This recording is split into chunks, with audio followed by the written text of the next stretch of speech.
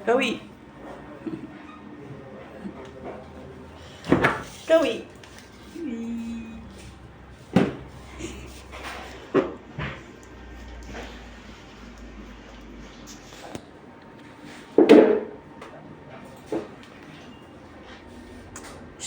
No, no. Shh. Ito na lang po, i-explain ko na lang po yung galing ng values. Wait, Kawi. Move, move. So, ito po yung dati niyang values po. CBC niya last time. So, yung infections niya po, mataas po, diba dito po. Ngayon po, okay naman. Normal naman na po si WBC. Yung all assess po ng CBC niya is improving po. So, nag-improve naman lahat. Yung hematocrit niya, 0.09, so 9%. So, pang blood transfusion kasi yun po, pagka ganun po. So, sa kanya, tumaas naman, nasa 23.6, pero hindi pa rin po normal. Ang normal po hanggang 37 to 61. So, continue pa rin po natin yung medication niya for iron, ganun po. Tapos, si platelet naman po niya, okay naman na po. So, 136 last time, nag-normal naman na. So, tumaas siya, nasa 500. Although, hindi siya normal, parang above values siya.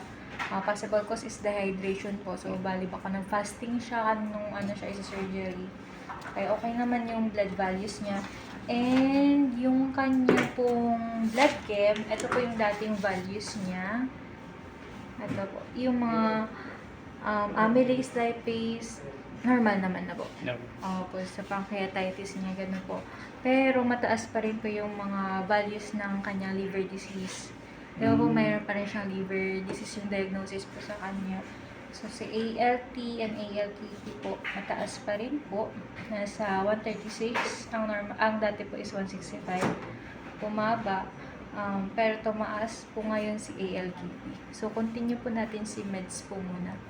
For Pero natapos na yung salimycin. Samilin. Samilin niya po. Sige po, i-continue na lang po muna natin yun for another 14 days po muna si Samilin. Tapos, sabihin ko na lang sa harap, sir. Yung po. Tapos yun po, sa ice naman niya po, pwede pong mamaga. Ganun po. Pag ganun, may complication or infection. So, sa kanya po kasi, ito po. Yung ginawa sa kanya, ito po. Pwede niyo pong video. Ganyan po. So, mapapansin niyo po may tumutulong blood pa dito. Ganun po. So, ito yung parang magiging drainage niya po. Ng mga, kung may nana, ganun na, or parang kung may mga infections, dadaanin na lang po muna natin sa gamot. Bali yung pilikmata niya, yun yung natahi. Parang yun yung yung yung eyelids, yung third eyelid dito. Tinahin niya. Opo, yung dito mismo sa mata na dito. Fill-up po namin yun, parang pinataas namin, pinang-cover po namin dun sa may ulcer niya.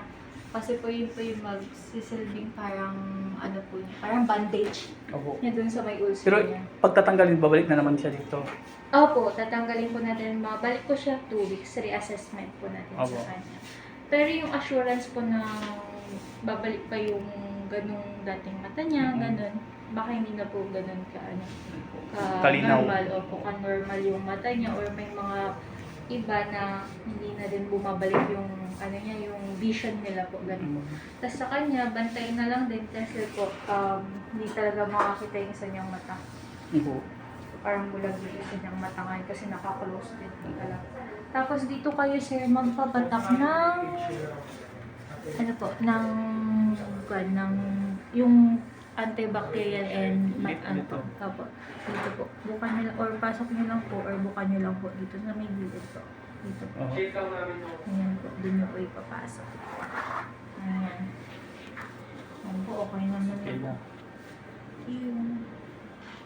po. Ito naman sir, papay na naman po yung mga improving naman na po yung mga dahil values, pero hindi pa pong okay. Parang hindi pa po normal.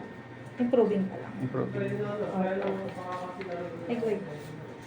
Ayun, bantay na lang sir sa color kasi Natanggal niya. hindi siya sanay ata kasi talaga.